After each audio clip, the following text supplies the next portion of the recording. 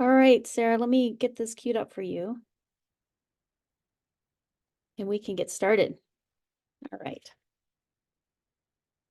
Hi, everyone. Thank you again, and welcome to the rental housing overview of CHFA products. So we're very excited to have everyone here today. My name is Sarah Tober. I'm the Deputy Director of the La Plata Economic Development Alliance. Our mission is to create a vibrant and resilient economy through the recruitment, retainment, and growth of business to preserve our quality of life. The mission is achieved by workforce development, enabling business capacity, supporting affordable housing for the community workforce that is essential for long-term economic sustainability, and fostering public and private partnerships.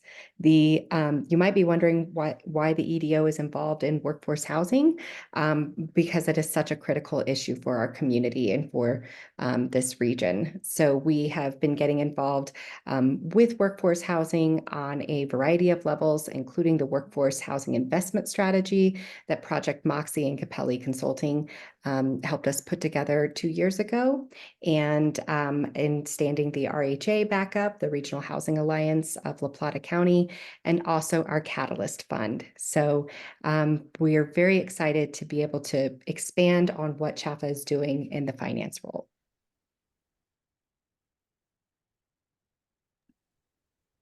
And that's the rest of our staff. And Sarah Schwartz is here today, the housing program manager. This explains a little bit about our board, because we are unique in that we have 4 public sector representatives. So again, just really trying to collaborate and bring everybody together around issues that impact our economy here in La Plata County. Thank you, Sarah. Hi, everyone. My name is Jen Lopez. I'm based here in Durango. I'm an affordable housing consultant with a group called Project Moxie, and we've been paired up with the Economic Alliance since 2022 and excited to help facilitate these sessions. Just some fun stuff. I did go to Fort Lewis. Go, go Skyhawks. And I've been working down here since 2006. I was also on the CHFA board for 6 years. So it's great to have CHFA with us today. What we're going to do today is I'm going to give an overview of definitions around affordable housing, below market housing, area median income, all the sort of basic things we'd want you to have fresh in your mind before CHFA staff comes on and talks about some pretty exciting new opportunities through Proposition 123 and some of the other work they're doing. It is quite technical today, so please feel free to put questions in the chat. And then at the end of the presentations, we'll be taking questions live, and we really hope that you ask as many questions as you can. So that's our presentation today. I'm going to jump right in. We always start with what is affordable housing. Typically, when we say the term affordable housing, people think about housing that's publicly subsidized, but that's not the true definition. The definition of affordable housing is that nobody pays more than 30% of their gross income for rent or mortgage and utilities. And so again, here what it says is a lot of people think of regulated affordable housing because for many, many years, the federal government was our primary funder for affordable housing. There's also a term on the slide called naturally occurring affordable housing, or NOAH. And so in some areas of the state, you'll hear this term, which just means that this is market rate housing that just happens to be affordable. How we determine who needs affordable housing is through a whole process that's started by the Department of Housing and Urban Development, which is our largest funder of housing at the federal level. And they have a thing called the area median income. And what that is every year they look across the county and say, you know, what's the median income for different size households, and then determine what percentage of that who needs housing based on that income, essentially. This is an older example, so these numbers might be a little bit out of date, but it's a nice chart that shows if you make 30% of area median income, family of one, you're at 18,000 to 420. So it's a very systematic way of saying what incomes need help and what household sizes within those incomes need help. So you'll hear say AMI all the time. So that's what it is. And then we every year with the Economic Alliance do a chart so that community members, developers, and partners know what we're talking about when we say we want to serve below market housing. We want to provide below market housing or affordable housing. This is the most latest chart. And again, it's on the left, it shows area median income households, 30%, 50%, 60%. We hear the term 80% a lot because that was the cutoff for federal resources for a very long time. You'll hear later on in CHFA's presentation that we can go up a little bit higher now with different programs. But on the left shows you the household income, on the right shows you what that rent would be for bedroom size. So again, all of this is available on the Economic Alliance's website. And then we always have to have this conversation. Lots of different terms are thrown around in different communities. And so I just want to go over some of those terms with you all. Workforce housing, oftentimes that's a locally defined term. We use it a lot down here because obviously this is an economic development organization working with major employers, but it typically refers to folks who are working here who can't afford to live here. It's not necessarily a specific income. Middle income housing has gotten more popular in the last few years, and I might even have CHFA talk about it in their presentation. But essentially, it's folks who make too much money to qualify for federal programs, but not enough to get into market rate product. And that's a growing population in the last probably 7 or 8 years, just because of the increased, just the demand on housing in Colorado and the increase in housing costs. Sometimes you'll hear us talk about community housing. That's a more general term to talk about low and moderate income households with an emphasis on local, right? So sometimes we do these programs and people say, well, but how do we know locals will get it? So that's a term.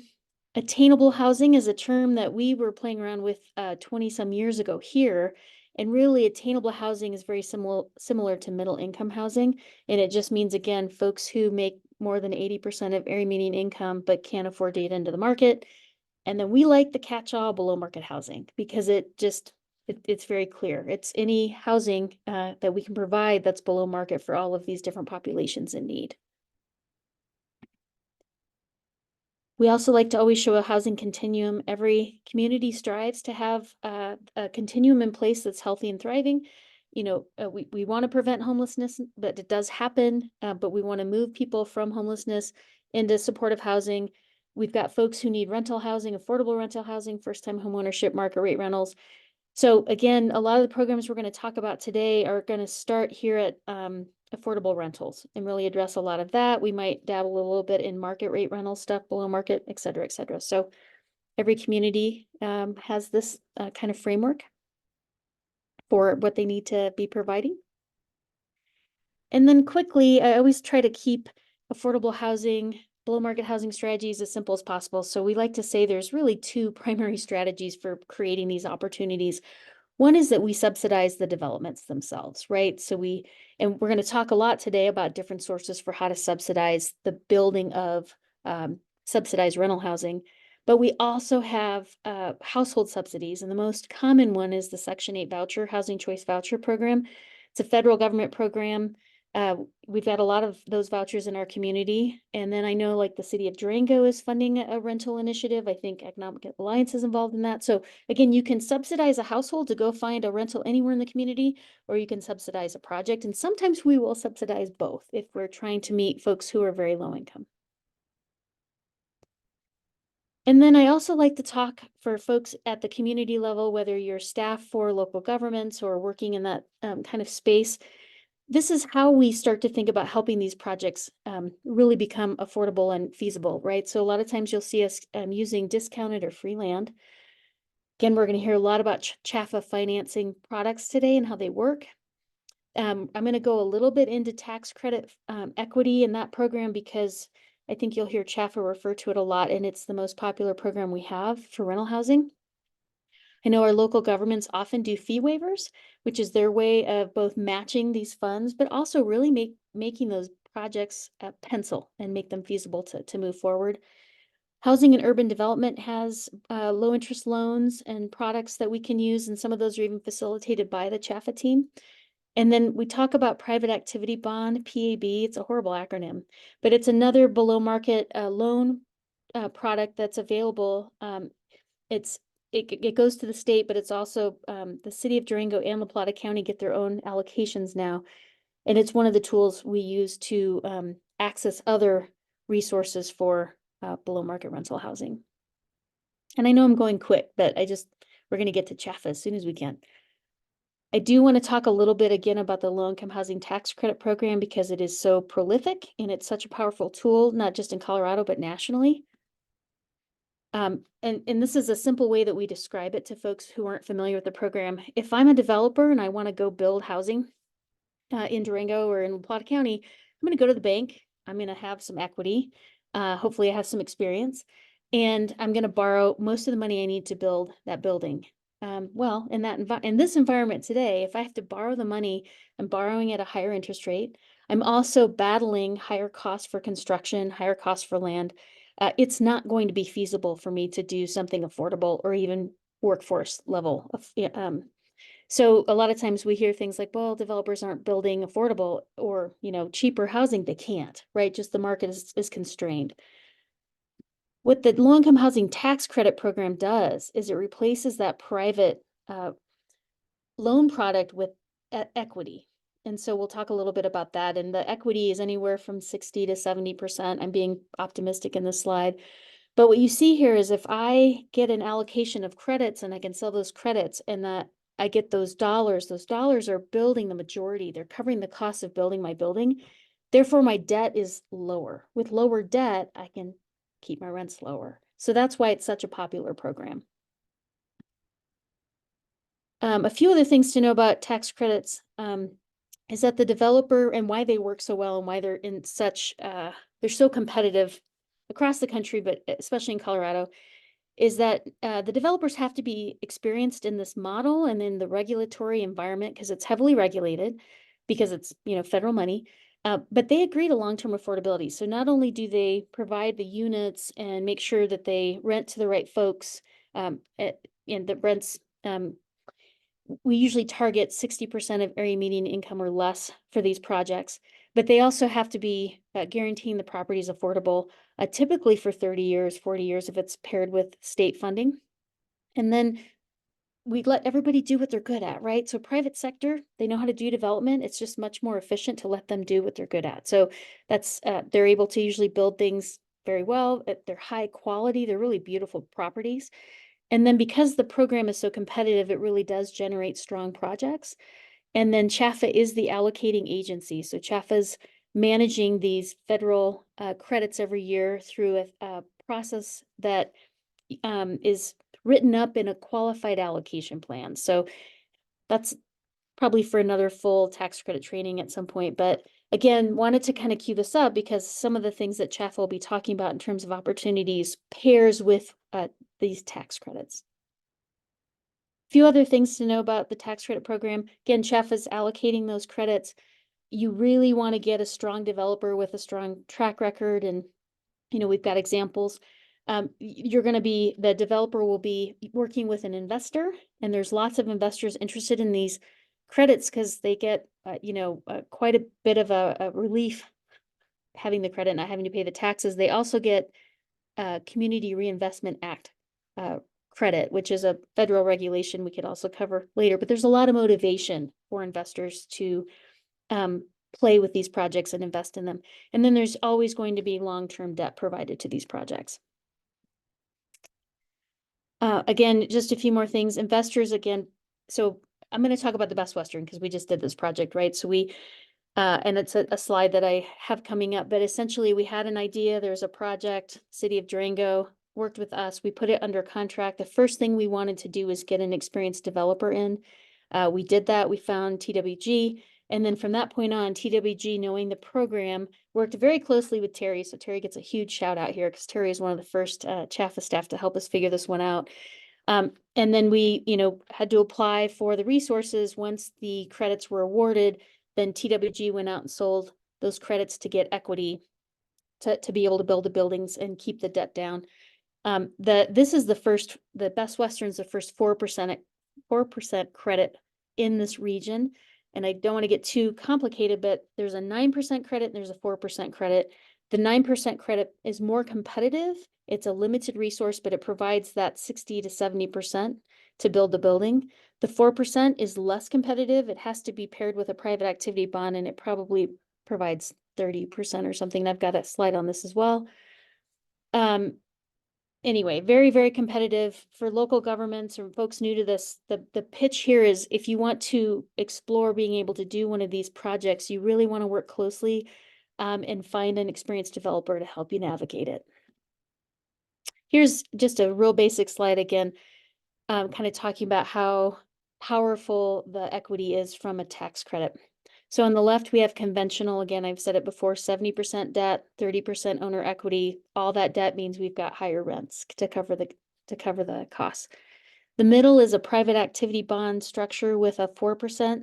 You'll see here that we have 45% debt, but the debt's cheaper than market, and it allows us access to the 4% credit.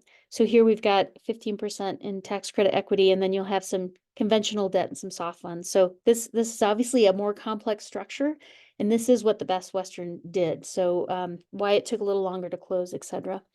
The final column is a 9%. Again, 30% is debt, give or take, got some soft funds and tax credit equity. So that was a lot on tax credits, but just wanted to kind of set the stage for this very critical program and tool that we use for affordable rental housing. And again, I talked about the Best Western. I won't spend more time on this. I'll just do another shout out to the city of Durango. It was really critical not only to tie up that site, but to help facilitate some additional grants and soft funds to the project. And so they did a beautiful job doing that, and we will be seeing some units on that site in 2025. A couple notes again, if you're working with local governments or working in the community, saying to yourselves, well, what's our role trying to facilitate below market affordable rental housing in our community? Here are typical things that we recommend you think about doing. So again, can you provide some land? Can you provide gap funding? How can you help coordinate underwriting? So again, CHFA is going to underwrite the projects and make sure they're feasible. The state agency's Division of Housing is a separate agency from CHFA.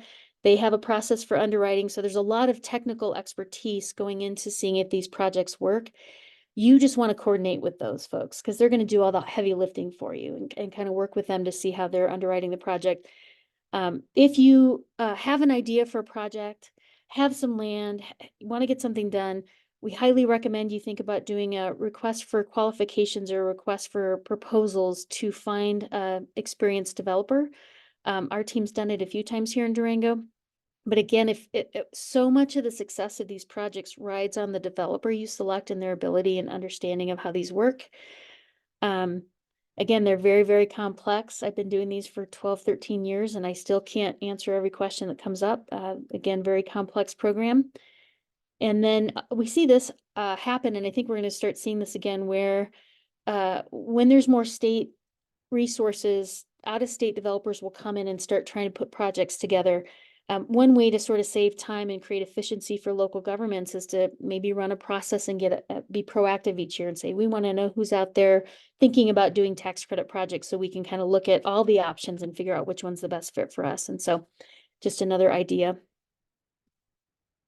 All right, that was quick. But Sarah, do you want to say anything else before we hand it over to CHFA? No, you did great. Thank you. All right, I'm going to stop sharing and give it back over to you, Terry. And let's see if you have any, hopefully you don't have any issues sharing. All right, let's give this a shot. By the way, I'm in our Grand Junction office virtually today with my background, so okay. And maybe while Terry's queuing up, we got a lot of folks here. If you're interested, we'd love to know your name, your organization, and community you're from in the chat. So if you have a chance, we'd love to see that.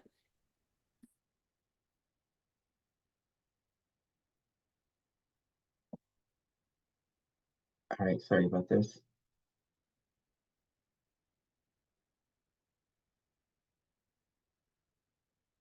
All right, are you seeing the presentation now? Not yet, Terry.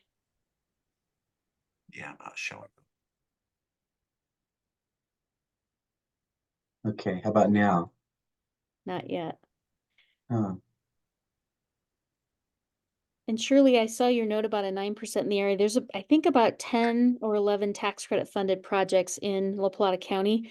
And the earliest ones, I think Housing Solutions for the Southwest had one of the first ones here, and then it was Mercy Housing. So we've had a really great run with tax credits. All right, Terry, There you you're go, good. Terry. Yeah, I had to remember to hit the share button. That's very important. So, well, good morning. I can still say good morning, everyone. Thanks for having us here today. I'm going to talk. I work on CHFA's multifamily lending side. If you're not familiar with CHFA, or even just a little bit familiar, we're a quasi-state agency, quasi-government agency created by the state General Assembly, but we operate independently. Um, we don't receive any tax money or taxpayer money to operate.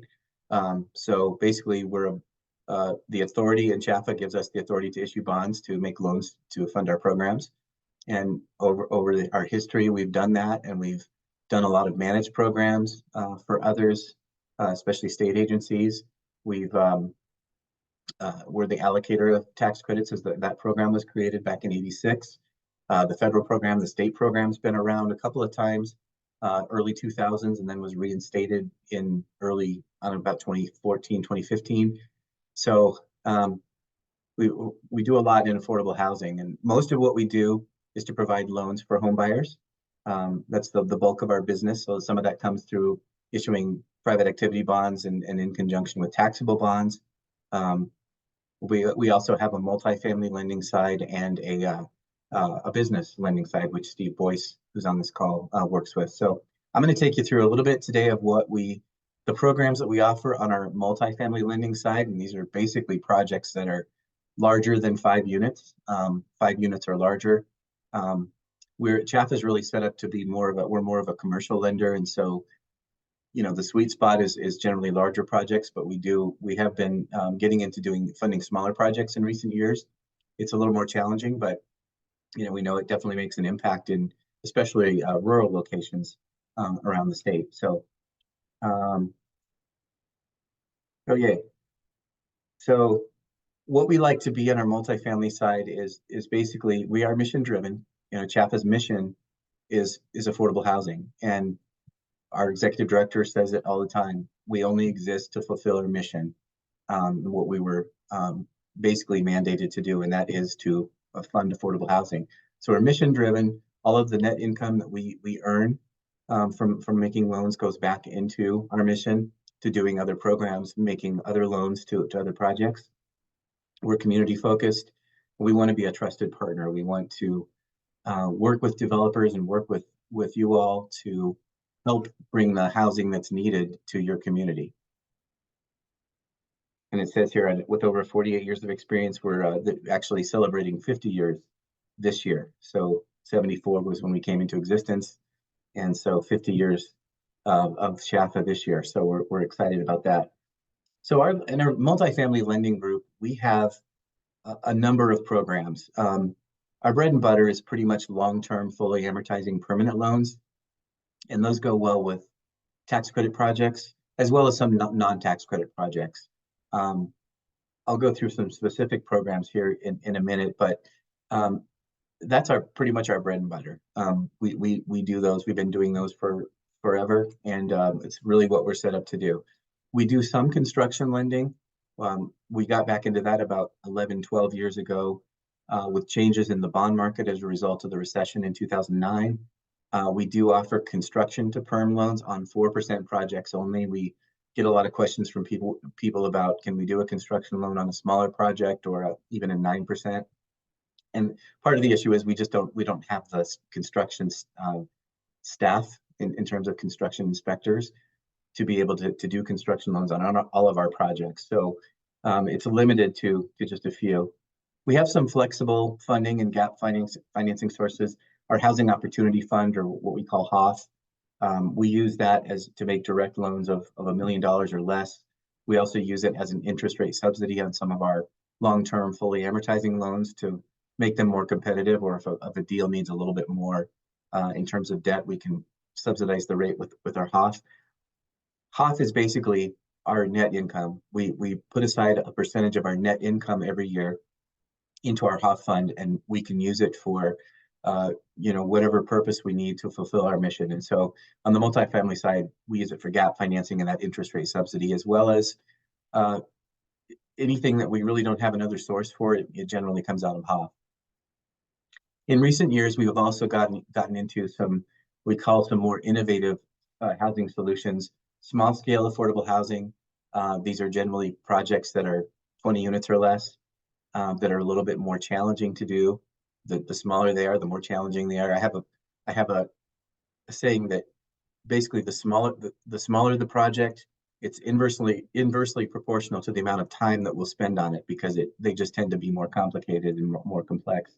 And the underwriting on them is a little bit more volatile because they're susceptible to changes in market at a much greater magnitude than a larger project would be.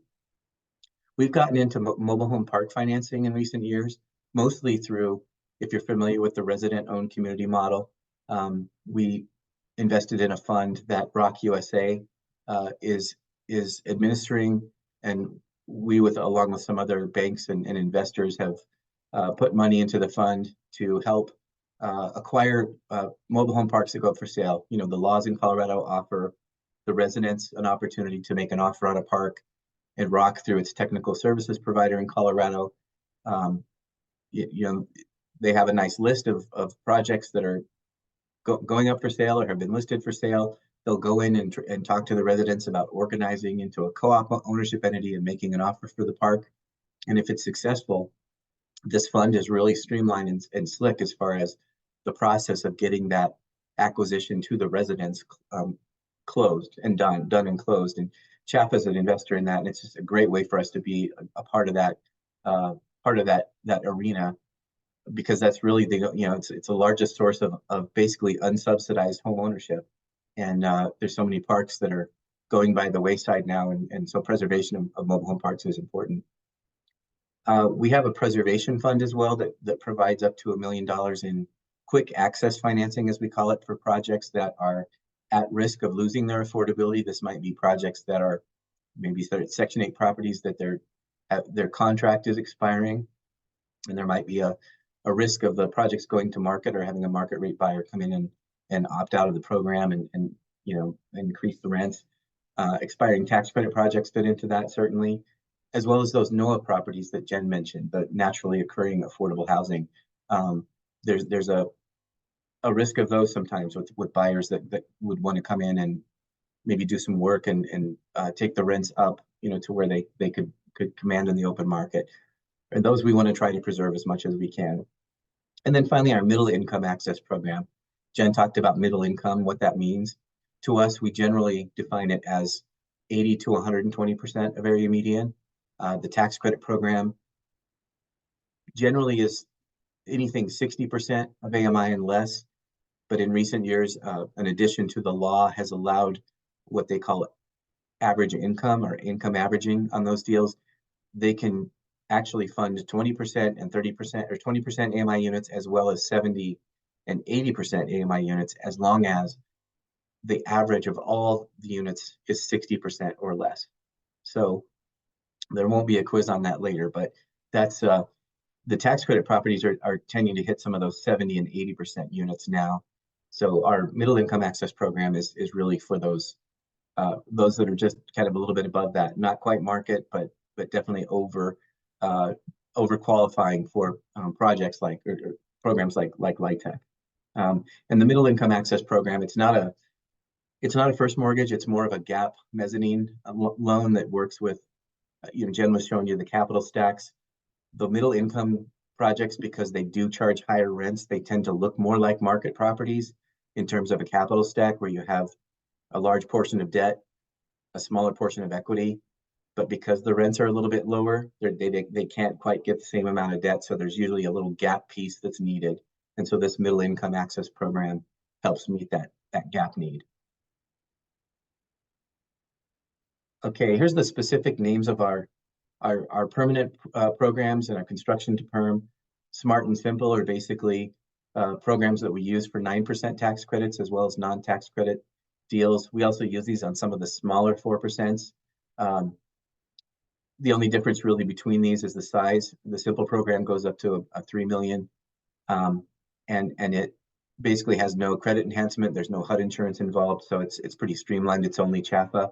The SMART program are loans that are basically anywhere from 3 million to 6 million, maybe a little bit more than that now. And the difference there is that we have an FHA mortgage insurance program that we use that allows those rates or those terms to go up to 40 years. So they'll have a 40-year term and a 40-year AM. And that really helps to leverage more debt on those deals as well as have the credit enhancement involvement from the HUD insurance. The nice thing about this is that the HUD insurance program we use is CHFA and HUD split the risk on those deals 50-50, and that allows CHFA to be the underwriter on these deals. And that saves a lot of time with HUD because normally in a HUD process, it takes a lot of months to get from application to firm approval letter. And this kind of eliminates that and helps it streamline the process. Capable and Parable are construction to perm loan programs for our 4%. Capable is construction to perm. The construction loan can either be uninsured or it can have our risk share FHA insurance on the front end on the construction. The perm loan is always risk share insured. The Parable is a little bit different. It's more like a developer would select, they'll have a separate construction lender, and CHFA will have the perm takeout, but CHFA will issue the bonds on the front end, and basically the construction lender then will collateralize those bonds during construction and serve as a construction lender. So it's a little bit different. There's some FHA requirements that are involved in one versus the other. So Parable is sometimes a better option than Capable, just kind of depending on where we're at in different things like our risk tolerance and those things. So just a little bit about some of the terms that we have in our underwriting. As I said, the risk share mortgage insurance is used for loans that are greater than 3 million. It allows CHFA to underwrite it. I think I've already said all that. It also has the lowest mortgage insurance premium in the industry. It's 12.5%. If you do like a 221D4 larger HUD loan, I think those are more like 50 basis points or 0.50% or 0.25 if there's green involvement, green building. Generally, our loans require a 10-year lock where a project can't prepay for 10 years. That's a little different on some of the more innovative solutions and smaller deals. The construction loans are non-recourse when we use risk share. That's sometimes a big advantage to those projects that they don't have to provide a guarantee. So developers, if their balance sheets are tied up with guarantees on tax credits, that could be a way to kind of reduce their guarantee risk. They're also fixed rate during construction. So that's kind of a big thing when you look at a lot of projects in recent years, especially 2022, when rates went up significantly between January and May. If they had variable rate construction loans, those variable rates went up at the same rate. And so they were suddenly stuck with a lot of construction interest that they didn't budget for. So our perm loans are all non-recourse, which basically means if we have to foreclose, we're not going after the borrower personally. We're going to take the real estate and then have a disposition that way.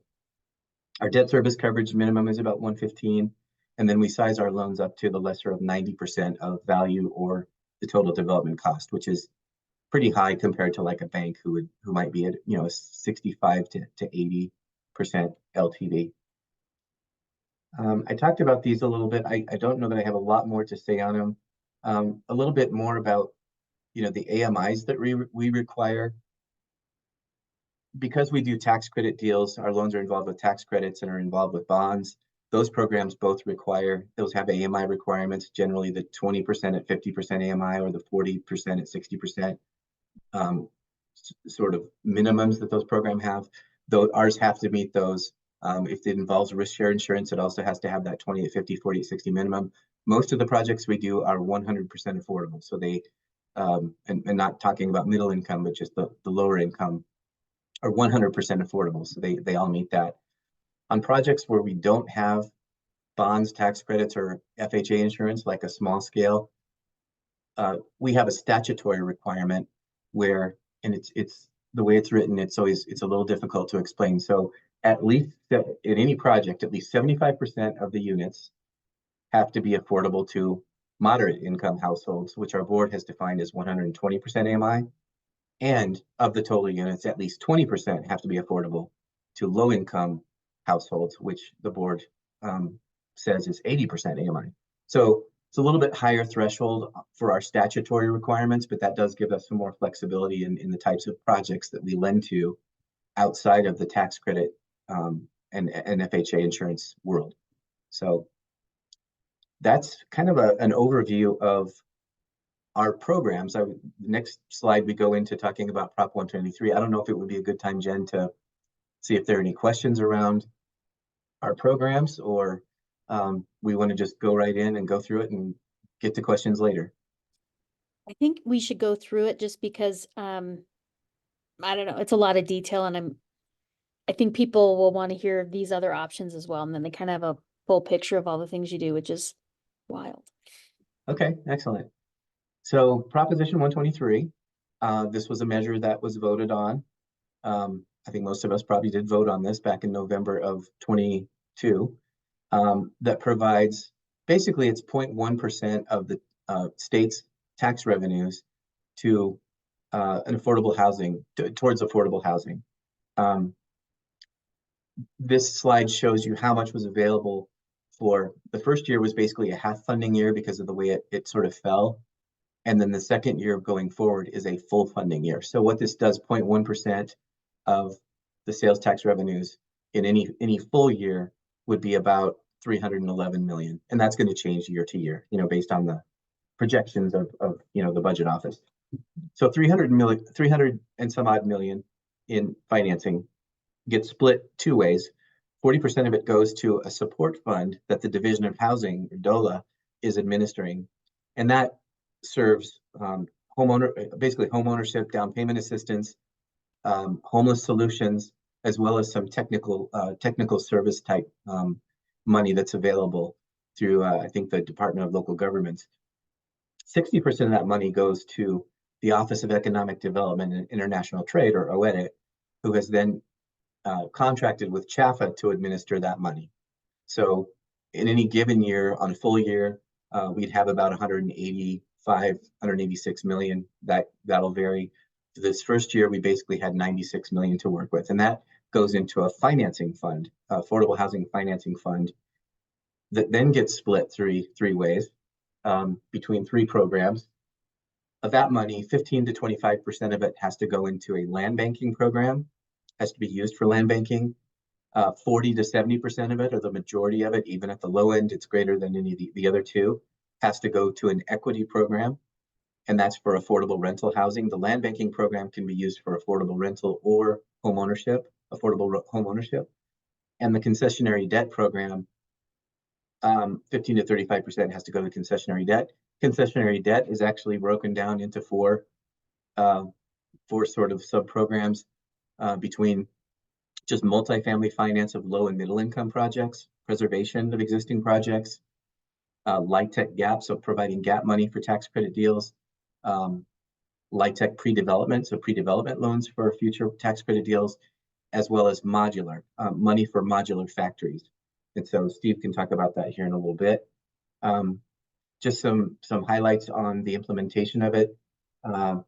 There was the bill in 2022 that last year there was a different one, House Bill 231304, that basically was a cleanup bill and made some improvements and clarifications.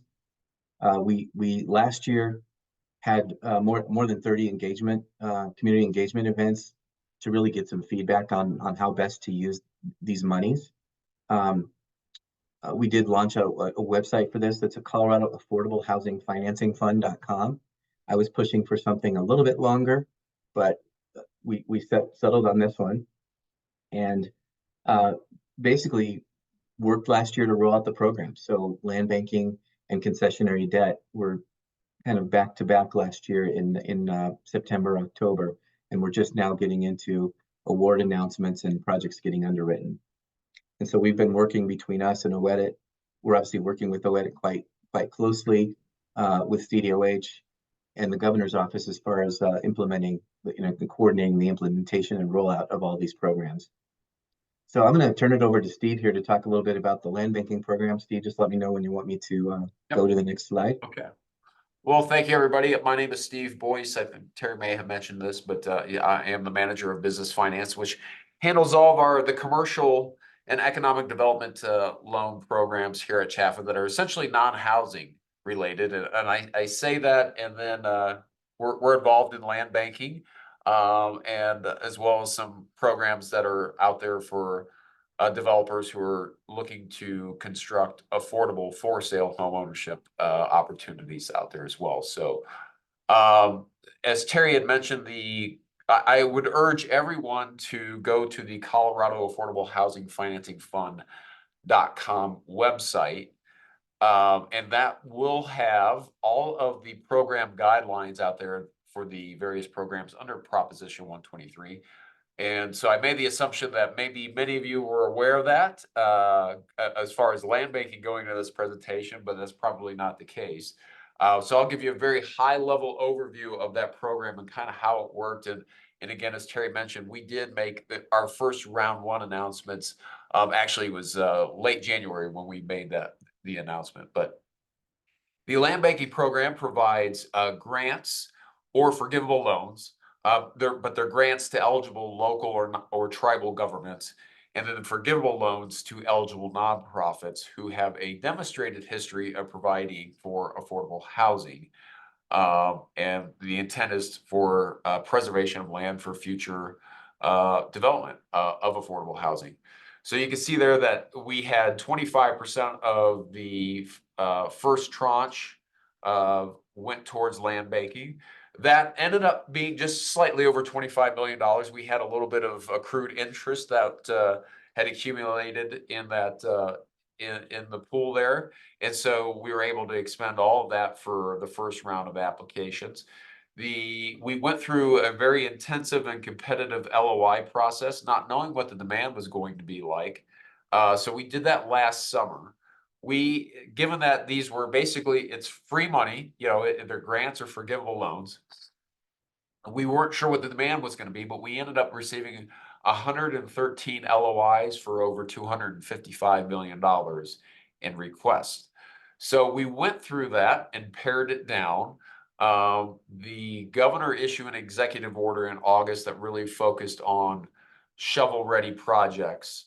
And so we went through the entire list and ultimately determined and invited 26 applicants who were either shovel ready or very firm that they had their development plan in place. And so we selected 26 projects to apply for about $46 million. So we were still oversubscribed, and we began that process in the fall of last year. Now, a couple of notes that you may not be aware of. So with land banking, you have a maximum loan or grant size of $5 million. You also have essentially a 10-year time frame to build out your project. You have a 5-year window from the date that you receive the funds to get the project zoned and have your development plan in place. And then you have another 5 years to get the project fully permitted and funded. And so if you meet those 5-year milestones, essentially the forgivable loan is forgiven, or there are no more repayment. There's no repayment or clawback on the grant. So Terry, you want to go to the next slide, please? And so we went through that process knowing that the governor knowing that you have that 10-year window, but there was that emphasis placed, at least on this year, of having projects that were more shovel ready than others. So this here is a list of I think it's 16 ultimately that we selected throughout the state. And I'll show in the next slide here in a second of the kind of the geographic dispersion throughout the state. But these were the 16 projects that were the most shovel ready, that had the most defined AMI requirements. They knew exactly how many units they were going to build and what very specific AMIs. I mentioned that it is for rental and home ownership. So about a third of the projects that were selected were home ownership. So your AMI requirements for home ownership, you can go up to 100% on that. If it's a rental project, you can go up to 60% AMI. Now, there is a carve out that is allowed that essentially the measure states that the predominant use for the project has to be affordable housing. And so we have determined and defined that as meaning 70% of your total project has to be utilized for affordable housing.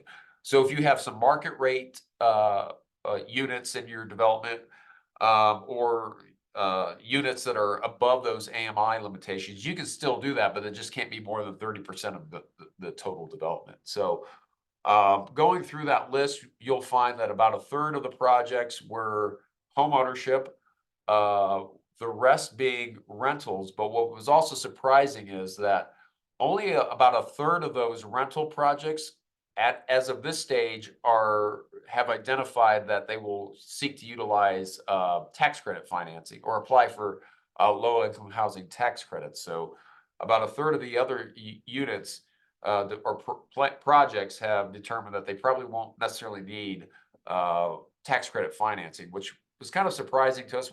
I think a lot of people assume that all these projects were going to end up being tax credit financing projects, but that ended up not being the case. So if you want to go to the next slide here, Terry.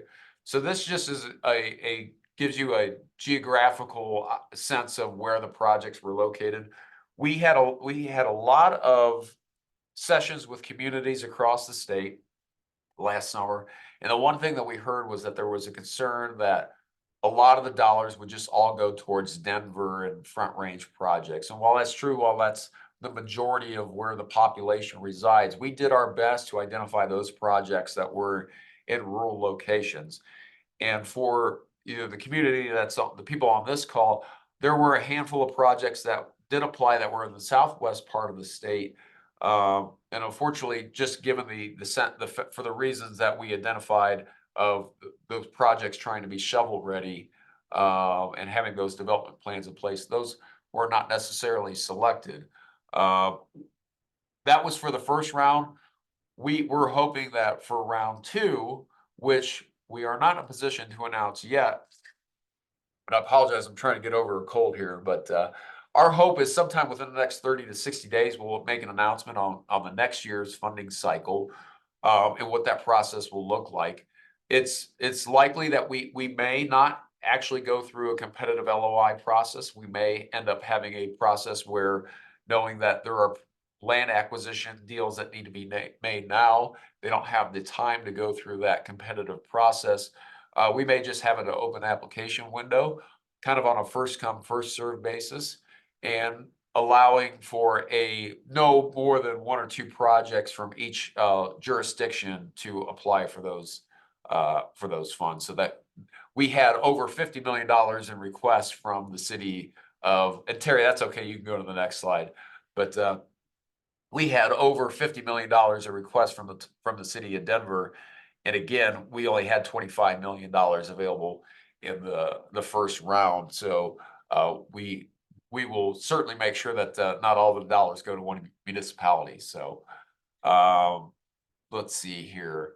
A little bit more on the concessionary, other programs of the concessionary debt. There was a modular program, which a lot of people assume that was for modular developments. It's actually for modular factories. So part of Proposition 123 under concessionary debt, you have the various aspects here, and Terry will touch on those.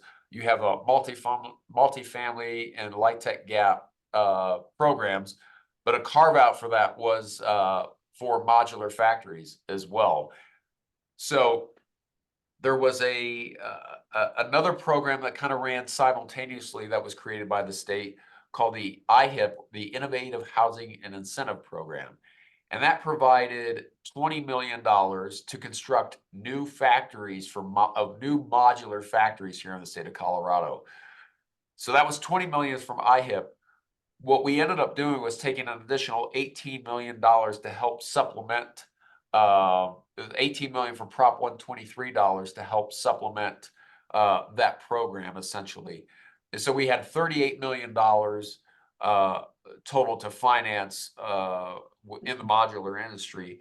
And we had a rollout last fall of an application window. We ended up selecting 16 applicants, or we had 16 applicants apply, and ultimately we just made the announcements 2 weeks ago of 8 particular factories here in the state of Colorado, 6 of which will be new. I think there were 2 existing factories that are getting financing, but there will be 6 new factories here in the state of Colorado, one of which will be located in Mancos right now. And so you can go on the Colorado Affordable Housing Financing Fund website to find out more information about those factories that were selected. But again, that will just help reduce the cost and increase inventory across the state. What we hear from modular developers, that the savings that can be achieved through modular development, if you do it right, can be as anywhere from 20 to 30% from a traditional stick build. However, if you don't do it right, it could also be 20% more than a traditional stick build. So it's a little tricky there. So I think I'll pause here, see if there are any questions maybe on the land banking or the modular program, and if not, we'll just turn it back over to Terry. Yeah, thank you, Steve. Appreciate that. I'll just continue in with the other areas of concessionary debt. As I mentioned, concessionary debt is broken down into the four programs: LIHTC, GAP, and pre-development, preservation, multifamily finance, and then modular factories. And by the way, my ongoing statement is that I've always been disappointed that the IHIP program has nothing to do with pancakes, because I always get hungry when I hear that. IHOP. Anyway, so as far as the concessionary debt program, outside of the modular factories, the program is designed, again, for-profit, nonprofit entities for the creation and preservation of affordable housing. LIHTC, GAP, and pre-development, those serve LIHTC projects. The multifamily finance, those are low and middle income. They can, generally, we're looking at those as non-LIHTC projects.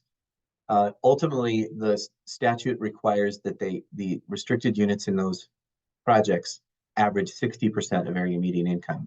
But there is an exception that if a project is located in what's defined by DOLA as a rural resort, that area can petition DOLA to allow for a higher AMI, because, for instance, in a rural resort community that wants to serve service workers, they're going to be likely going to be at a much higher AMI level than 60%, and in order to be able to serve those, then they need an exception to that. We opened up the round for this one in September for the first half year of funding. We had about 14.9 million of money to allocate in this one, and we received 38 applications for around 113 million in financing. We basically awarded 7 applicants, or at least moved them forward into the underwriting phase in December, and that'll support 722 units of about 14.5 million. Those all ended up being LIHTC GAP program awards, and the reason for that was mainly because the multifamily finance that we received, just they had some element of them that didn't quite meet the requirements of the program, and so it sort of steered everything towards the LIHTC GAP. We also had some applications for LIHTC pre-development, but there was also a sort of a directive from the governor's office that we wanted to focus this first year on new units, getting new units out of the ground, and so pre-development wasn't as much of a priority in this round. So we'll look to the next round this year, I think, to get more of those. All right. So the equity program, as I mentioned, this is the largest portion of that affordable housing financing fund. On the low end, 40%, on the high end, 70%. So in any given year, that's going to be anywhere between about 72 million on the low end and 123 million on the high end. It's the most complex of the programs. outside of tax credit equity, this is more like private equity. Tax credit equity has a different return mechanism, whereas this is really true more like returns from cash flow and capital events. So it's taken a lot to roll this out, a lot of research, a lot of discussion. We've done a number of community stakeholder engagement sessions. Tomorrow, we're actually having our first public webinar, maybe our first and only public webinar to roll out the program. This is one, again, it's very similar to concessionary debt. It provides below market equity investments for for-profit and nonprofit entities. Again, construction or preservation of low and middle income multifamily rental developments. These have to average 90% or less AMI. So any of the projects done in this have to average 90% or less. They are still, these are available for that petition process in a rural resort community. If there's a higher AMI that's needed, they can, the jurisdiction can petition the Division of Housing to allow for a higher AMI as well. So these are the basic terms that we have come out with. As far as our equity program, some of these are still subject to change. I mean, I would say they're all still subject to change. Some of them are still kind of pending conversations with the governor's office. Again, these are basically, this is a flexible source of equity. There's a below market return expectation. The equity returns are based on available cash flow, and that's usually looked at on an annual basis, as well as a capital event at the time, the time the project is refinanced or sells, then that equity would get repaid back. We're looking at a maximum investment size in these of 15 million. Again, this will be based on kind of an evaluation of the financials of the project, the documentation, and the available program funding. We think it's a pretty good size for the projects that we're going to be seeing. We anticipate that these projects will also have some element of other private equity involved. And so we'll see how that kind of plays out. The minimum investment size is 1.5 million. That was really to give, I think, some of the smaller projects in rural areas, a chance to take advantage of this program as well. Eligible uses are the typical costs that are involved with acquisition or construction, hard costs, soft costs. Again, the investment returns are below market. The program investment terms is up to 30 years. That goes well with the affordability requirements, where we'll have a regulatory agreement that will require affordability for 30 years. It will have some kind of we say right of first offer in this.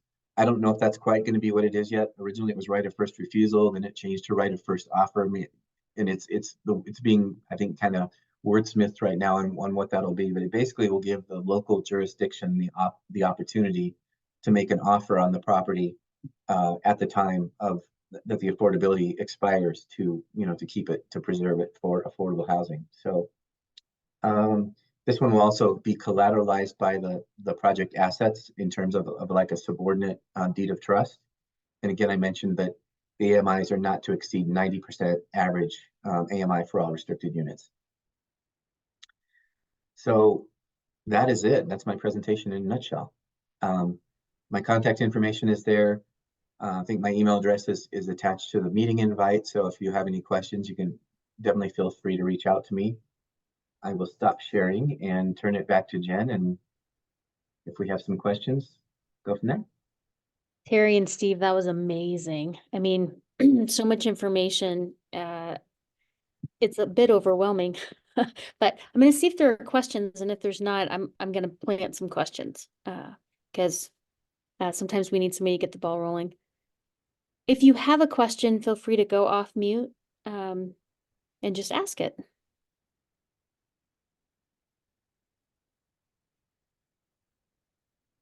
I'm gonna get the ball rolling. So in some of the new programming, can you talk about how pre-development funds can be accessed for tax credit projects, what that process looks like? And because that's fairly new for you all to do that, right?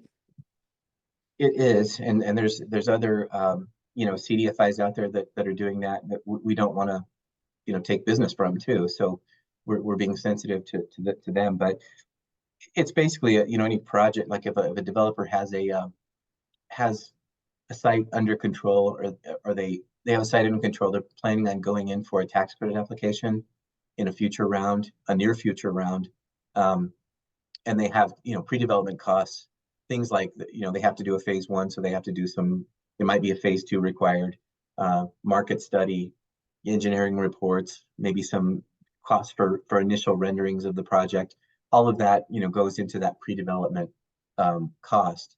And so the pre-development would provide up to $750,000 to a project for those pre-development activities.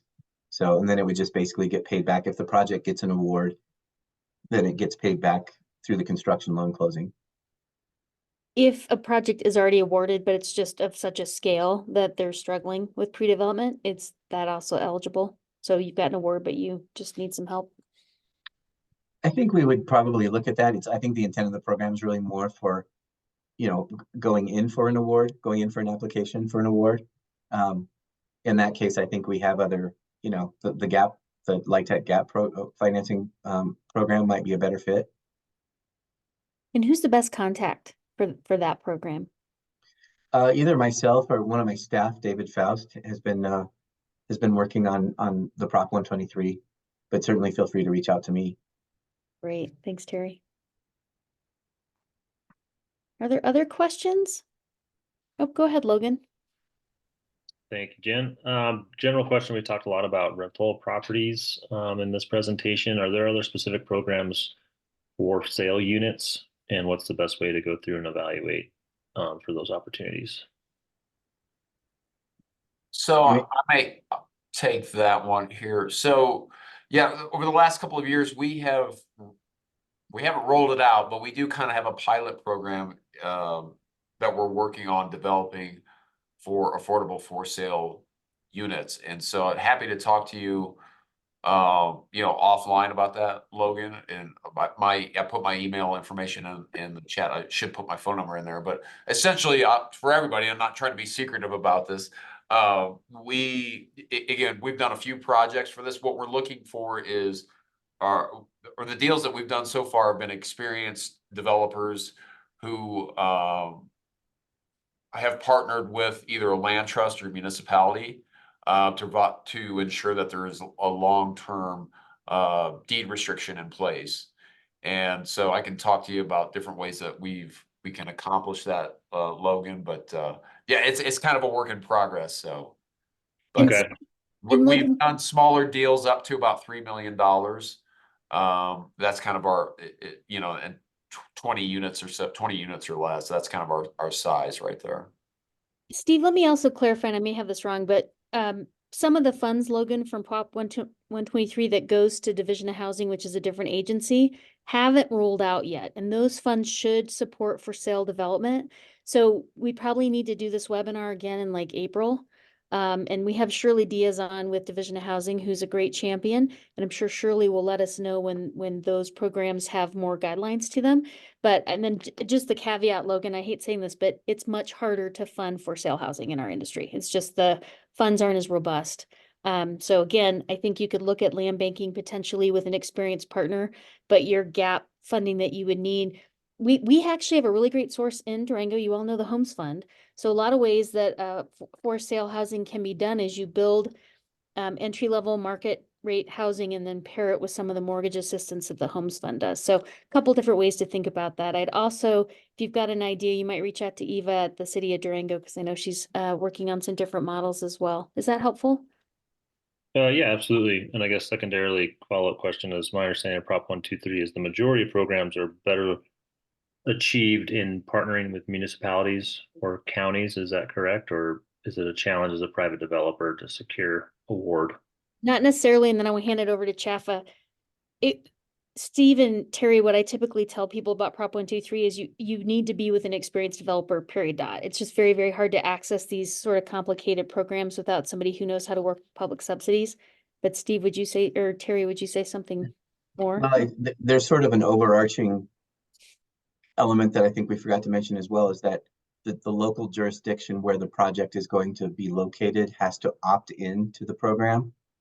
And so that, I think most of the jurisdictions did opt in. Yeah, And we were all opted in. DOLA manages that. They've got all that information on their website as well.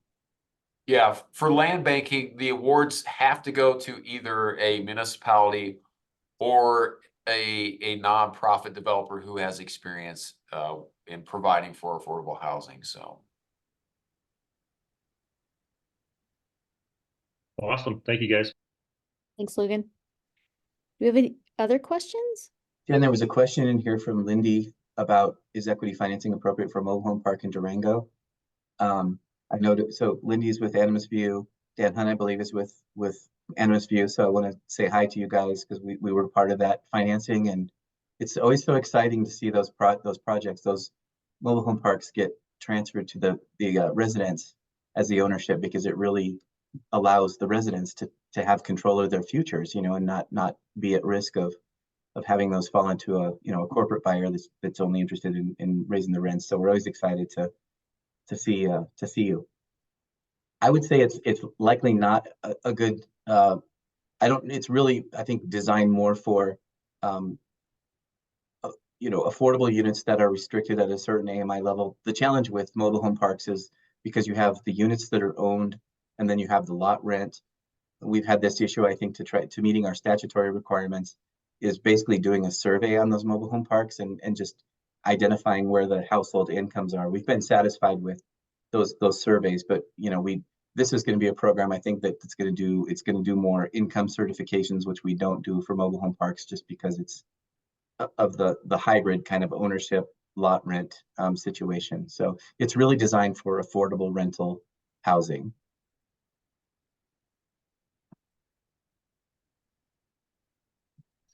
So even though we have at this point a current survey before we purchased, where 80% of our people were below 80%, 50% were below 50%, and 25% were below 30%. So we've got, and we're also a DI by definition. Does that not be taken into account? Yeah, I think the challenge is just around the units themselves. I think the program is intended for multifamily units that are standalone rental units that sort of don't have that hybrid situation. So I think that's more of the issue than whether it's with it being a mobile home park. The other thing is on the compliance side, there will be an income certification where the household has to provide information about their income and assets and those things as a verification that they meet those requirements. We don't do those on mobile home parks. Again, because we can't really to determine what the housing costs are between someone who owns a home and might be making a payment on that and also with their lot rent, combining that, it's pretty complicated when you're looking at doing all of that together. Lindy, can I help you with something? Can I help you? The way Sure. Yeah, this is what I would do, because the equity program is unbelievably complicated. Maybe the question to the CHFA team is, are there any funding sources that would help you all? That's the way I would pitch it, that you maybe aren't aware, right? Right. We're not unique. Almost all the mobile home parks that are being converted to resident owned need incredible infrastructure, and trying to keep the lot rents down low and do that infrastructure it's really difficult. Absolutely. I'm going to let Terry answer that, and then I'm going to ask you another question, Lindy. Go ahead, Terry. I was just going to ask, because I know that Rock USA normally does, as part of their due diligence, they look at the physical needs and the infrastructure of the park and try to build that into the structure, of the ownership, of the closing of when it transfers to the owners, and how much is going to be needed to take care of infrastructure. Are there issues that maybe weren't anticipated in that, or Yeah, that's an understatement. So Okay. the engineer that did the supposed due diligence understated things by about 500%. So they estimated about $800,000 in repairs. Rock loaned us 200, DOLA gave us 600. And right now we're looking at 3.2 to 3.5 million to do the things. And part of that certainly is inflation, but the majority of that is that engineer is not being used anymore, is my understanding. Okay. I don't know for sure. I don't know how close you're working with fiscal communities as the technical services provider, whether they have any ideas of other funding sources or not. We are working closely with them, and at this point, there's possibly a $60,000 a year grant that will help keep rents from being increased. And that would certainly help, because that would Yeah. help pay the loan premium, but the loan payment. But we're always looking for options, and it seems like the problem with being on the cusp of being the first rock owned park in the country, in the state, now they're considering more things than they considered that when we purchased. So we're kind of in the middle here. Yeah, I get that. It's a tough place to be. And I see Shirley's putting something in the chat, and I'm Yes. okay. So there's going to be additional things rolling out this spring related to state funds and Prop 123. Excellent. Thank you. Thank you, Lindy. Do we have other questions about any of the programs that were presented?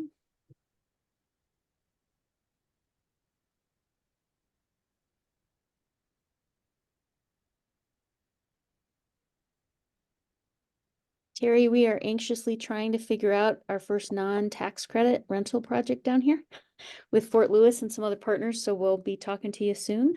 I think it's hard to ask questions, right? Because you don't know what you don't know, but really excited that there's all these. Actually, I do have one more question. If projects come forward and they apply for land acquisition, can they come back later for those other tranches of funding? Or is it really when you come in for one source, you're done? No, I think that there's nothing that prohibits a project from coming in for, another one program versus another. I know there was one, I think, that applied for some land banking funds that had already received a concessionary debt award, and they were not awarded for the land banking, but I think that was mainly because this first year of funding was smaller. It was only a half year of funding. It might be a better question for us to raise or talk about going forward with OEDIT, because we want to try to spread the funds as much as we can, right? But we also understand that projects have needs, and they're just the amount of sources out there is just not that great. So, I would say it's definitely not a prohibition. It might be more of a competitive type advantage to not doing that. But Steve, do you have any thoughts? No, I was gonna say, yeah, we haven't ruled it out, but it's, as Terry said, it's you have a finite source of funds, and so we're trying to spread it out as much as possible. So in a competitive scenario, that it may not be as competitive as a similar project that doesn't have that need, so, or hasn't already been funded, so. Yeah, and I suspect as these programs mature, we'll be able to see sort of per unit costs and all kinds of great metrics. But I will say one of the things we've been learning is that when we have developers come to our area, they love to work in the Southwest until they realize how resource constrained we are. So again, right, this rural urban thing where we have limited resources compared to some of the urban environments, it's always hard to predict, but we're gonna need to get a deal done. So we'll do what we can to get one in front of you. So. All right. Any other questions? I have a quick question. Hi, Hi, I'm with the Silverton Housing Authority, and also nonprofit in town, Salem Development Association. And often on our affordable housing projects up here, either the county or the town acts as the developer, just because we have a lack of interest from developers up here. And I'm wondering, I've been trying to figure out how a housing authority or a nonprofit or the municipality can participate or offer low income housing tax credit projects. And so maybe this is a meeting that I set up with Terry or Jen independently, but if you have any advice for small scale projects that we often serve as the developer and taking advantage of this portion of Prop 123. You want to take a stab at that, Terry? So was the question more about applying for tax credits as a sort of the local government municipality? And Yeah, I guess like how does that fit into the equation of affordable housing, affordable rental development, if Yeah. we don't have a true developer and we're serving as the developer? Terry, let me try this because I get this Yeah. all the time. Okay. Sorry. So It's complicated. it is so complicated, and I can be really blunt as a consultant and just tell you what we see. But so the federal tax credit program has got very rigorous regulations and requirements, and it's very competitive, and it does not really work, right, in certain markets. And so I think that's what you're trying to say. Yeah. I think the question we might want to ask CHFA is, given that Silverton with 580 people or 600 people can't use a tax credit program to develop rental housing, what are our options? How do we start? Right? I think that's what you're trying to get at. Did I get it? Yeah, I guess like you did just confirm that it is difficult to implement these tax credit projects into such a rural place and small place. And it's the nuance of federal versus state. Every single Right. funding source we've mentioned has different regulatory requirements. But I'm also happy to talk to you offline at some point. But Terry, maybe I know that you have the small scale TA program might be helpful to Anne. But this is something we've been struggling with for 25 years. I know Mark Garcia struggles with it, and Ignacio Bayfield struggles with it, right? It's these really small towns that really can't support a federal tax credit. Yeah, well, I think that, it's always a matter of just getting the amount of sources, right? The right amount of sources, and that's always the challenge. And I think Prop 123 with the equity program, with the concessionary debt programs, I think that they do offer, a different option too for those, especially for smaller properties like this. I think the challenge is, having that expertise to be able to lead that and understand the programs and, kind of guide through the process. Our experience is, it is harder to bring, the experienced consultants who really do a lot of the affordable work to rural locations, because they're just, the economies aren't there to be able to make their developer fees that they need and those things. But we do have, CHFA offers a small scale housing technical assistance program, and that just provides some grant programming for, to kind of go through. It's a process to go through where there's a team that will look at a project and kind of go through making some suggestions on structuring it. I think what we found, and I mentioned our small scale financing program, which we haven't done very many loans with actually. And the reason is because we found through the TA process that those projects, they can support a certain amount of debt, but then they still need, in some cases, 30 to 50% of their stack, they need equity. They might have CHFA, they might have small scale housing, they might have CDOH funds, but they still need 40% of their of some equity program. We've worked on that. We're still working on that actually internally at CHFA, but that's something else I think the Prop 123 equity program might be a good fit for. Awesome. Well, I would say, with land banking, I mean, you're obviously your costs are, you're getting your cost of your entire land taken out. So at least that could help. And, and we do our best. I know we did in the first round for the smaller dollar requests. I think the average request was about $2.2 million. But we did our best to fund the smaller ones as much as we could, those that were, $1 million or less. So I would say that you would have a high likelihood of success if you submitted a land banking application, knowing that the dollar amount, if it's a smaller dollar amount, we're trying to disperse it geographically across the state as much as possible. So. And do you have a good sense or third-party data of the need? Like how many units do you need for who, right? We do. It could be updated. And Steve, to your point, fortunately, we actually own a ton of land and have that part lined up for a lot of our projects. and we have actually applied for the CHFA technical assistance and should hear back, I think, end of next week about our acceptance or not. So that's exciting. But yeah, just trying to figure it out up here. So I appreciate all And the keep information. going. I hear lots of great things about the work up there. Mhm. And it's maybe the hardest work to do when you're that rural. Mhm. And so I'm happy to talk to you offline at some point too about some other ideas. But typically, because these programs are so complex, it's really nice to have a development consultant. This isn't me. I've got some ideas for you who could come in and just do quick models for you. And some of this happens through the CHFA TA program, but we might need another expertise. So anyways, just getting someone to kind of look at it and say, yeah, this is feasible. And sometimes we have to pay the helpers to come into these areas because yeah, the otherwise they don't really get paid to do the work. And that's okay. We can do that too. So Thanks, everyone. And I'm sorry, I missed who you were with. I'm with a lot. I'm with everyone. The Silverton Housing Authority, the Town of Silverton, and San Juan Development Association. Okay, thank you. Mhm. this was so good. Any last questions? Have to go to West Side. I can't be in that. Well, West- thank you to everybody for joining us today. This is recorded. We'll put it on the Economic Alliance website. And again, Steve and Terry, it was so great to have you. And lots of great stuff happening, and it's happening quickly. And so we appreciate you making time for Southwest Colorado.